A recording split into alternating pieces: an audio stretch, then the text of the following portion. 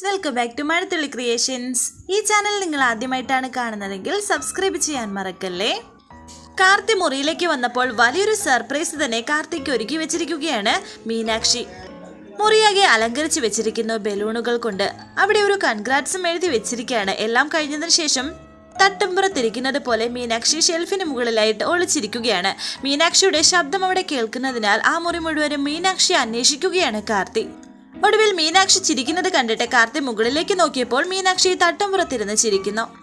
ആഹാ, ഇവിടെയാണോ ഇരിക്കുന്നത്? ഇതൊക്കെ എന്താണെന്നൊക്കെ ചിരിച്ചുകൊണ്ട് കാർത്തി ചോദിക്കുമ്പോൾ മീനാക്ഷി പറയുന്നു, ഇത് വലിയൊരു സർപ്രൈസ് ആണ്, ഇങ്ങോട്ട് ഇറങ്ങി വാ എന്ന് കാർത്തി പറഞ്ഞപ്പോൾ മീനാക്ഷി പറയുന്നുണ്ടോന്ന് പിടിച്ചിറക്കാൻ.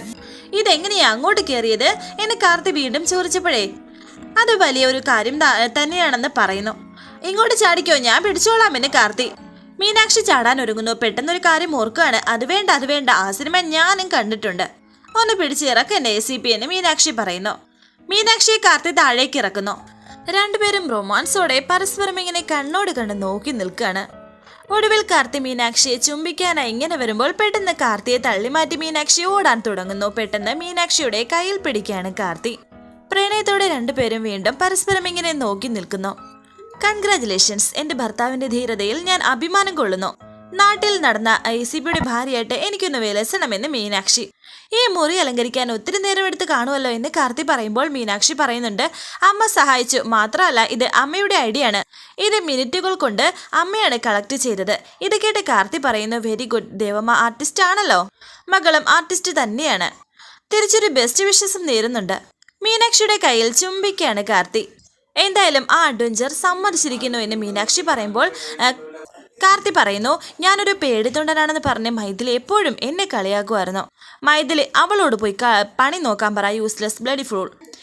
അവളുടെ കാര്യം ഇനി ഓർക്കരുത്, ആ വൃത്തികെട്ടവളുടെ പേര് പോലും ഇവിടെ മിണ്ടിപ്പോകരുത് എന്ന് മീനാക്ഷി. ഇല്ല സോറി എന്ന് പറഞ്ഞ് ഏത്തമിടുന്നത് പോലെ നിൽക്കുകയാണ് കാർത്തി.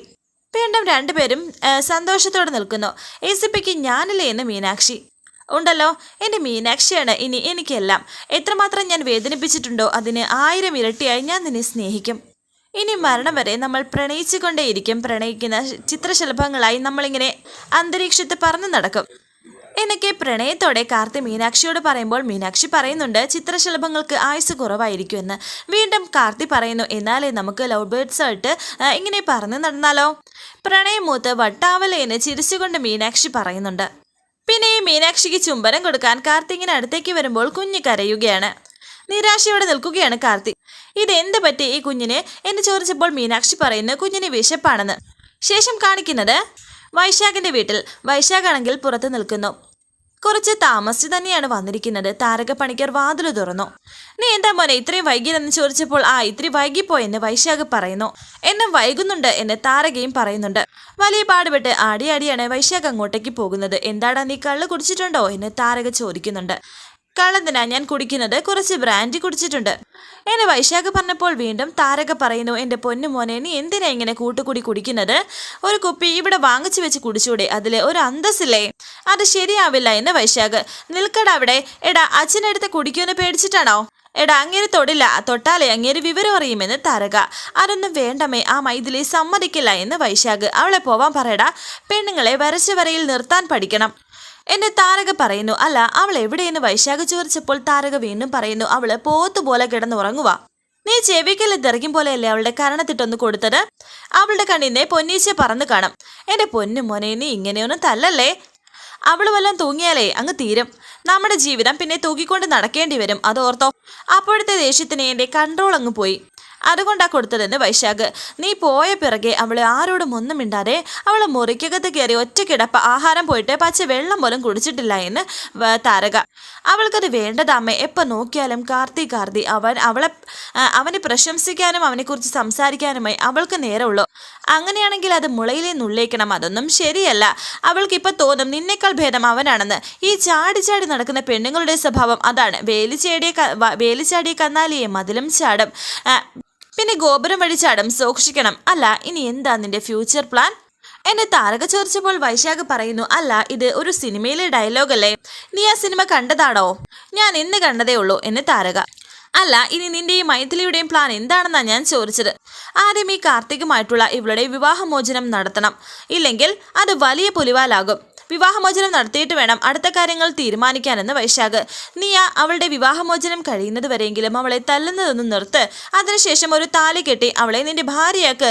എടാ, എന്നിട്ട് നീ അവളെ തല്ലുകയോ കൊല്ലുകയോ എന്താണെന്ന് വെച്ചാൽ ചെയ്തോ എന്നെ താരക പറഞ്ഞപ്പോൾ വൈശാഖ് പറയുന്നു, അമ്മ ഈ കാര്യത്തിലൊന്നും ഇടപെടണ്ട, അവളും ഞാനുമായിട്ടുള്ള പ്രശ്നം ഞങ്ങൾ തീർത്തോളാം. അത്രയും പറഞ്ഞ് വൈശാഖ് അകത്തേക്ക് പോകുന്നുണ്ട്. ചേരേണ്ടത് തമ്മിലെ ചേരൂ. ഈന ബേച്ചിക്ക് മരപ്പെട്ടി കൂട്ടുന്നൊക്കെ താരക ഇങ്ങനെ പറഞ്ഞുകൊണ്ടിരിക്കുന്നു. ശേഷം കാണിക്കുന്നത് രാവിലെ മൈഥിലിയാണെങ്കിൽ ടെൻഷനോടെ അങ്ങോട്ടും ഇങ്ങോട്ടും നടക്കുകയാണ്. ഇപ്പോഴും കാർത്തിയെക്കുറിച്ചാണ് ഓർക്കുന്നത്. കാർത്തി മൈഥിലിക്ക് നൽകിയ സ്നേഹത്തെക്കുറിച്ച് ഇങ്ങനെ മൈഥിലി ആലോചിച്ച് നിൽക്കുമ്പോൾ ഒരു ചായക്കപ്പ് തൻ്റെ നേരെ നീട്ടുകയാണ് വൈശാഖ്. വൈശാഖിനെ മൈഥിലി ഒന്ന് നോക്കി. എന്നിട്ട് മൈഥിലിയാണെങ്കിൽ പിണങ്ങി നിൽക്കുകയാണ്. ബെഡ് കോഫി എന്ന് വൈശാഖും പറയുന്നു. എനിക്ക് വേണ്ടെന്ന് മൈഥിലിയും. ഐ എം സോറി, ഇന്നലെ ഞാൻ തല്ലിയത് ഒത്തിരി തെറ്റായിപ്പോയി. അല്ല മൈഥിലി, നീ കാർത്തിയെ പൊക്കി പറഞ്ഞപ്പോൾ എന്തോ എൻ്റെ നിയന്ത്രണം വിട്ടുപോയി, അങ്ങനെ സംഭവിച്ചു പോയതാണ്. മൈഥിലി, എനിക്ക് ഇനി മാപ്പ് തരണം. മേലാൽ ഇനി അങ്ങനെയൊന്നും ഉണ്ടാവില്ല. ഒന്ന് ക്ഷമിക്കടോ പ്ലീസ്. എന്നിട്ട് താൻ ഈ കോഫി കുടിക്കേ. താൻ ഇന്നലെ പട്ടിണിയായിരുന്നെന്ന് അമ്മ പറഞ്ഞു.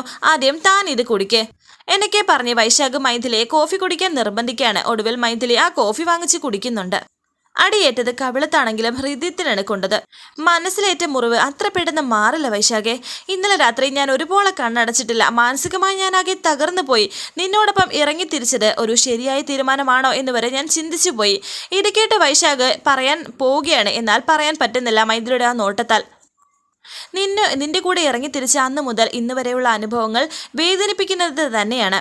നീ നിന്റെ കാര്യങ്ങൾ മാത്രമേ ചിന്തിക്കുന്നുള്ളൂ, എൻ്റെ മനസ്സറിയാൻ ശ്രമിക്കുന്നില്ല. ഇത് കേട്ട് വൈശാഖ് പറയുന്നു, മൈഥിലി നീ അങ്ങനെയൊന്നും പറയരുത്. ഇങ്ങനെയൊക്കെ സംഭവിച്ചു പോയതിൽ എനിക്ക് കുറ്റബോധമുണ്ട്.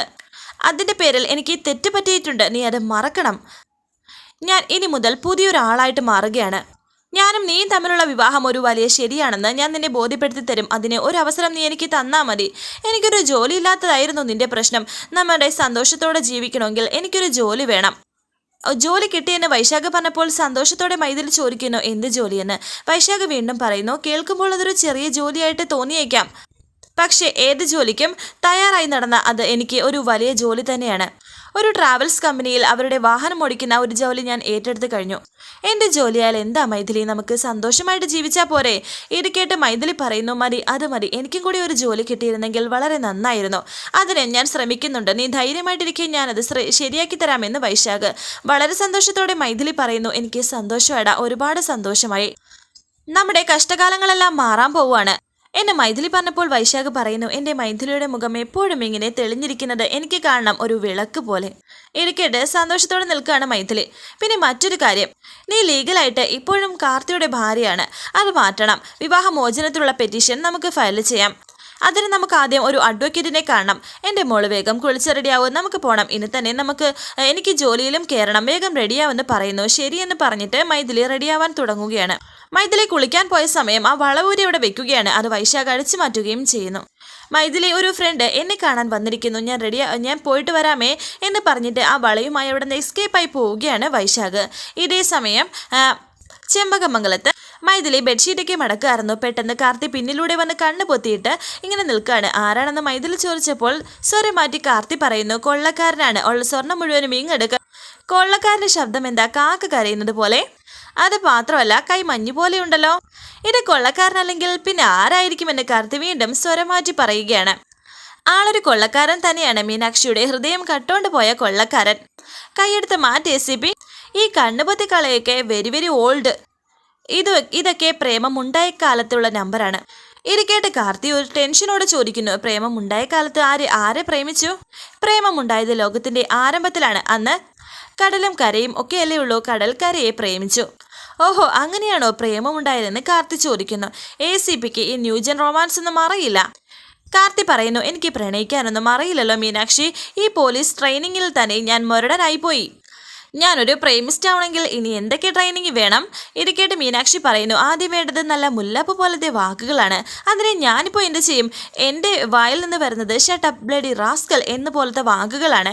എൻ്റെ കാർത്തി, അത് പ്രതികളെ ചവിട്ടി കൂട്ടുമ്പോൾ പ്രയോഗിച്ചാൽ മതി. വേണമെങ്കിൽ മുല്ലപ്പൂ പോലത്തെ വാക്കുകളും റോസാപ്പ് പോലത്തെ ദയയും ഉണ്ടാകണം. ഏതായാലും ACPയുടെ ഹൃദയം റോസാപ്പ് പോലെ ഇരിക്കുന്നത് അത് എനിക്ക് നന്നായിട്ട് അറിയാമെന്ന് മീനാക്ഷി. ഈ പ്രണയത്തിന് ട്രെയിനിങ് കോളേജ് വല്ലതും ഉണ്ടോ മീനാക്ഷി എന്ന് ചോദിക്കുന്നുണ്ട്. പോയി പഠിക്കാനാണെന്നും പറയുന്നു. അതിനെങ്ങും പോണ്ടെന്നേ, ഇങ്ങനെ അന്യോന്യം നോക്കിക്കൊണ്ട് നിന്നാൽ മതിയെന്ന് മീനാക്ഷി പറയുന്നു. ഇത് തന്നെയാണ് കോളേജെന്നും റൊമാൻറ്റിക് കോളേജെന്നും പറയുന്നുണ്ട് മീനാക്ഷി. അങ്ങനെ അവർ പരസ്പരം നോക്കി ഇങ്ങനെ സന്തോഷത്തോടെ നിൽക്കുന്നു. പ്രേമത്തിന് ലാംഗ്വേജ് ഇല്ല ACP, ഒരു ലാംഗ്വേജും ഇല്ലാതെയല്ലേ ഞാൻ ACP പ്രണയിച്ചത്. ഉടമയും അടിമയും തമ്മിലുള്ള പ്രണയം. കാർത്തി പറയുന്നു, എൻ്റെ മീനാക്ഷിക്ക് ഞാനൊരു സമ്മാനം കൊണ്ടുവന്നിട്ടുണ്ട്. പിന്നിൽ നിന്നും അത് മുന്നിലേക്ക് എടുക്കുകയാണ്. എന്നിട്ട് അത് തുറന്ന് കാണിക്കുന്നു. ആ സമ്മാനം കണ്ട് ഇങ്ങനെ വളരെ സന്തോഷത്തോടെ നിൽക്കുകയാണ് മീനാക്ഷി. ഡയമണ്ടോ, ഇത് എന്തിനാണെന്ന് ചോദിക്കുന്നു. ഇത് ഒരു സ്പെഷ്യൽ ഗിഫ്റ്റാണ്. എൻ്റെ മോളെ ഒരു അമ്മ നോക്കുന്നതിനേക്കാൾ നന്നായിട്ട് നോക്കുന്നതിനാണെന്ന് കാർത്തി. ACP, എൻ്റെ മകളെ ഞാൻ കഴിഞ്ഞ ദിവസം പറഞ്ഞതല്ലേ എൻ്റെ മകൾ എന്ന് പറയരുതെന്ന് എന്നെ ദേഷ്യത്തോടെ മീനാക്ഷി പറയുന്നു. അതൊരു ഡയമണ്ട് മാലയും കമ്മലുമായിരുന്നു കാർത്തി കൊടുത്ത ഗിഫ്റ്റ്. പിന്നെ വൈകുമോള് എൻ്റെ ആരാണെന്ന് മീനാക്ഷി ചോദിച്ചപ്പോൾ സോറി കേട്ടോ, നമ്മളെ മോളാണ് ഇത് എന്നും കാർത്തി പറയുകയാണ്. വളരെ സന്തോഷത്തോടെ നിൽക്കുകയാണ് മീനാക്ഷി. വരാനിരിക്കുന്ന പുതുപുത്തൻ എപ്പിസോഡുമായി വീണ്ടും കാണാം. Thank you for watching. Please subscribe, like, share my channel.